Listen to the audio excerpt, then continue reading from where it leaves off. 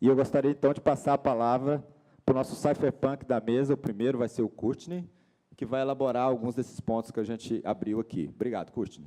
Obrigado, Ricardo. Boa tarde a todos. Muito obrigado pelo convite. Confesso que a área de direito é meu ambiente estranho, né? Eu sou economista, matemático e pessoal de engenharia de sistemas, e leis, para nós, são coisas meio estranhas, porque, como os matemáticos, a gente acredita em coisas meio objetivas, né? Ainda mais numa área de civil law como é o Brasil. Basicamente, o que o Ricardo falou, o que a gente chama de revolução tecnológica não é uma revolução tecnológica, é uma revolução social.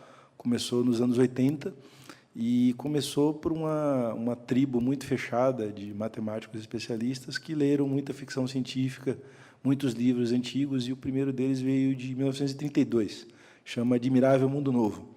E, naquela época, a gente tinha um debate muito grande se quem venceria o cenário distópico seria o Aldous Huxley ou o George Orwell. O George Orwell que escreveu o livro que chamava 1984.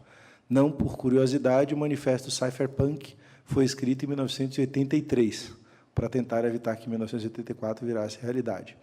E aí, aproveitando o gancho do Ricardo, quem aqui é a favor do Julian Assange?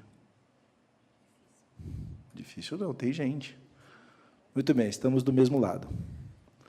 Quem aqui sabe quais são as 3 instituições mais detestadas pelos millennials? Nessa ordem: governo, bancos e o Estado de Direito. E não é porque eles são jovens, rebeldes, como eu fui nos anos 80, e, para quem é mais velhinho aqui de Brasília, o rock de Brasília é o rock rebeldia, né? Estava vindo para cá hoje com a minha sócia, que era um pouquinho mais nova do que eu, e ela não conhecia a música Brasília, da Plebe Rude.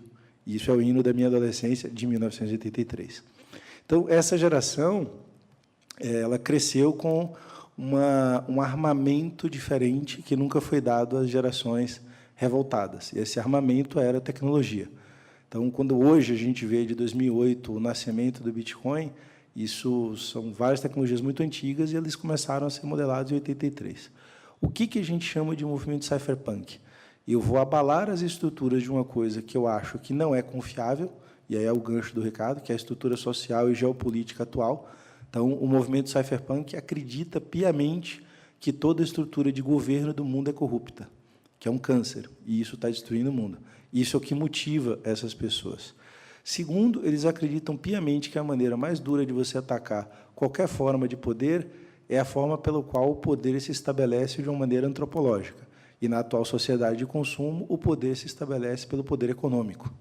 Então, esse é o grande motivador de se estar criando uma quase que economia paralela e a prova de governos. Esse é o grande motivador das criptomoedas, foram assim que elas nasceram. O corolário, ou o derivado dessa história, como a gente fala em matemática, é que esse movimento criou uma tecnologia nova. E, apesar das motivações originais terem um cunho muito revoltado, essas tecnologias podem resolver alguns problemas reais, inclusive do establishment atual, seja em forma de custo, seja trazer mais eficiência operacional, que acontece hoje, seja em forma de um novo Estado que até viabilize de uma maneira mais suave essa transformação.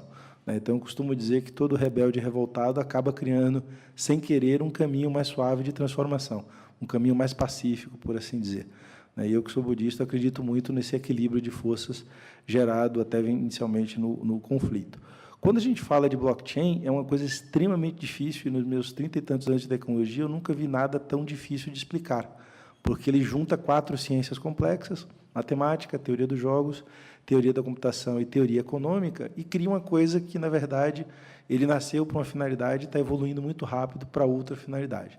Então, basicamente, o que eu tenho a dizer é: os sonhos mais delirantes de um Assange da vida ou de outros tipos de ativistas viraram realidade de uma maneira quantitativamente numérica. Hoje, o arcabouço de criptomoedas no mundo está gerando 250 bilhões de dólares. Isso é traço na economia mundial, mas com 250 bilhões de dólares ano, você já movimenta um exército bastante grande de pessoas. Então, esse partido político, por assim dizer, que há 10 anos atrás, como tinha um partido pirata na Noruega, não tinha meios de se manter, hoje tem. E a segunda coisa é que se criou a geração de valor de uma maneira muito contraposta ao sistema econômico atual, que é o sistema fracionário de bancos centrais. Então, como é que você cria valor? Você imprime moeda dentro de uma entidade que é institucionalmente reconhecida de uma maneira global. Foi criada uma entidade tecnológica institucionalmente aceitada por uma tribo, e essa tribo usou, paradoxalmente, a força mais corrupta do mundo, que é a ganância. Então, por que os cypherpunks hoje têm um poder de grana? Porque Wall Street é ganancioso e acreditou que esse troço fosse valorizar, e de novembro para cá a gente vive uma bolha econômica das criptomoedas. Então, um Bitcoin valia $900 em novembro e vai acabar o ano valendo quase $10 mil. Isso não foram cypherpunks. Isso são os traders de Wall Street, eu vim do mercado de capitais, que fizeram isso. Como derivada, eles criaram muito valor para esses cypherpunks. E esse pessoal é a geração mais absurdamente inteligente que eu já vi no mercado de tecnologia. Eu e o Ricardo, a gente esteve num congresso no México há 2 semanas atrás, e a pessoa mais razoavelmente borrinha que tinha ali era um jovem de 25 anos com 2 pós-doutorados. Então, esse pessoal tem uma motivação muito forte, um âmago emocional muito forte, uma capacidade intelectual muito forte, uma ferramenta de comunicação global para trabalhar juntos muito forte e, pela primeira vez na história, dinheiro para caramba. Então, dinheiro para caramba, a Fundação Ethereum, que é uma fundação que faz uma das plataformas da tecnologia blockchain, quando ela nasceu, ela conquistou por doação $18 milhões. Esses $18 milhões se valorizaram e hoje valem $4,5 bilhão. Então, uma fundação que tem 60 funcionários, que é constituída em Singapura e que tem quase 480 mil colaboradores mundo afora, tem um capital de 4,5 bi, que é basicamente a verba de P&D da IBM inteira para trabalhar. Assim se faz uma revolução. Então, eu estava acompanhando aqui, a minha área original é inteligência artificial. Eu vi que vocês passaram 2 dias aqui ouvindo discursos e debates bastante interessantes sobre AI, como a AI pode acabar com o sistema jurídico, ou pode ajudar, e etc. Não temam inteligência artificial. Temam uma tecnologia que promove a eliminação de eu ter uma instituição que promova confiança, que promova garantias. O Bitcoin, hoje, é um cheque em branco de $250 bilhões. O Bitcoin não, as criptomoedas, desculpe. Esta garantia não está em nenhuma instituição. Não tem dono, não tem nenhum lugar, não tem ponto de controle, não tem pescoço para apertar, não tem a quem culpar. Mas, mais ou menos, 160 milhões de pessoas acreditam nisso. Essa é a revolução. Não só elas acreditam nisso, como elas acreditam num outro modelo de pensamento, que é a transparência absoluta. Por isso que eu perguntei do Assange. Se eu fosse terminar a palestra aqui como eu termino, eu geralmente coloco o meu endereço da minha carteira de bitcoins, pedindo doações. Se você pegar aquele endereço e entrar num site chamado blockchain.info, você vai ter o meu extrato bancário em bitcoins. Qualquer pessoa do mundo pode saber quantos bitcoins eu recebi por palestras naquela carteira. Eu duvido que os senhores forneçam agência, conta e senha das contas dos senhores e das senhoras no banco para que todo mundo saiba o seu extrato bancário, principalmente num país latino, porque isso é considerado usura, na nossa formação católica. Este pensamento libertário de conto quanto eu ganho, quantos bitcoins eu tenho, etc., aliado a essa força intelectual e aliado a todo o poder transformador que a gente tem de tecnologias, é a revolução que a gente está vivendo. Onde a gente vai parar, ninguém sabe. Mas o que a gente sabe é as pessoas com quem a gente está lidando, as pessoas que estão fazendo essa revolução, não estão em nenhum CNPJ, não são P&D da IBM, da Microsoft, da Oracle, de empresa grande, não são P&D de nenhuma entidade de governo, mas são inteligentes, estão motivadas e têm recursos para fazer isso acontecer.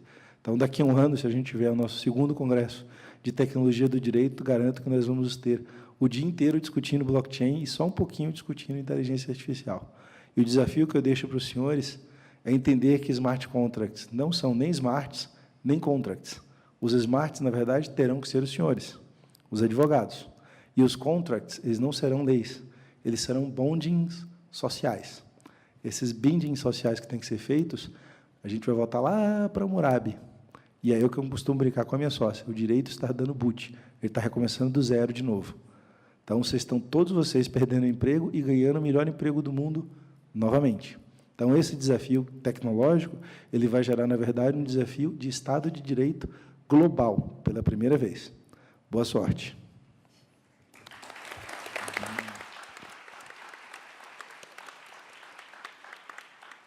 Obrigado, Courtney. Se isso não é um manifesto, o que mais é, né? Pedir para ele publicar.